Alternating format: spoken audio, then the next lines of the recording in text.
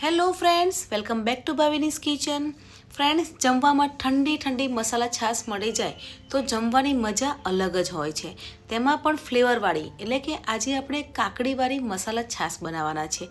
હવે કાકડીની વાત કરીએ તો કાકડીમાં કેટલા પોષક તત્વો આવેલા છે તે તમને ખબર જ હશે. કાકડીમાં vitamin C, vitamin A, potassium અને ફાઇબર જેવા અનેક પોષક તત્વો આવેલા છે. સાથે વેટ લોસમાં પણ કાકડી છે તે મદદરૂપ થાય છે. ફ્રેન્ડ્સ, ખીરા કાકડીની મસાલા છાશ બનાવવા માટે મેં 1 થેલી છાશ લીધી છે. તમારે માર્કેટની છાશનો ઉપયોગ ના કરવો હોય તો ઘરની છાશ પણ લઈ શકો છો. 1 ખીરા કાકડી લેવાની છે, 2 લીલા મરચાં, લીલા ધાણા, જીરું, 1 ચમચી ખાંડ લેવાની છે અને સ્વાદ પ્રમાણે મીઠું લેવાનું છે. કાકડીને ધોઈ અને ઉપરની છાલ કાઢી લેવાની છે અને આ રીતે નાના પીસીસમાં કટ કરી લેવાની છે. હવે મિક્સર જાર લેવાનો છે, જે આપણે ચટણી બનાવતા હોઈએ તે જારમાં આપણે પેસ્ટ રેડી કરવાની છે. એટલે કાકડીના પીસને મિક્સર જારમાં લઈ લેવાના છે. સાથે જે લીલા મરચાં લીધા હતા તેને પણ આપણે મિક્સર જારમાં લઈ લઈશું. ફ્રેન્ડ્સ, લીલું મરચું છે જે આપણે ફ્લેવર માટે જ એડ કરીએ છીએ, પણ જો તમારે તીખાશ ના જોઈતી હોય તો લીલા મરચાંને સ્કીપ પણ કરી શકો છો. તે જ રીતે લીલા ધાણાને પણ આપણે મિક્સર જારમાં લઈ લઈશું. તમારે ફુદીનો એડ કરવો હોય તો પણ તમે કરી શકો છો. જીરું એડ કરી લેવાનું છે, સ્વાદ પ્રમાણે મીઠું ઉમેરવાનું છે. સિંધા મીઠું, જે કાળું મીઠું આવે છે તે પણ ઉમેરવાનું છે, જેથી છાશનો ફ્લેવર છે તે બહુ સરસ આવે છે. 1 ચમચી ખાંડ ઉમેરવાની છે.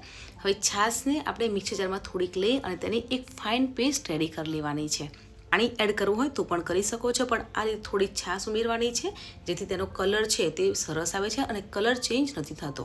એકદમ ફાઇન પેસ્ટ આ રીતે રેડી કરી લેવાની છે. તમે જોઈ શકો છો કે આપણે છાશ એડ કરી છે તેથી કલર છે તે એ રીતે જ રહ્યો છે.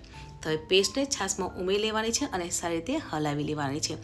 હવે છાશને પીવાની ત્યારે મજા આવે છે કે છાશ જ્યારે ઠંડી હોય, એટલે છાશને ઠંડી બનાવવા માટે અહીંયા બરફના ટુકડા ઉમેરવાના છે અને સારી રીતે મિક્સ કરી લઈશું. ઠંડી ઠંડી ખીરા કાકડીની મસાલા છાશ બનીને તૈયાર થઈ ગઈ છે.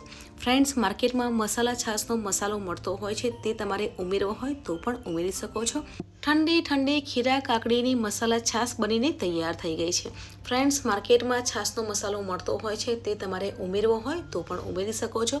પણ અહીંયા આપણે ઘરે જે મસાલા કર્યા છે, જે જીરું, મીઠું, ખાંડ ઉમેરી છે, જેથી છાશ છે તે તેટલી ટેસ્ટી અને ફ્લેવરફુલ બનીને તૈયાર થાય છે. સાથે હેલ્ધી છાશ પણ બનીને તૈયાર થાય છે, કેમ કે અહીંયા કાકડીનો ઉપયોગ કર્યો છે, જેથી છાશ છે તે ઠંડક આપે છે.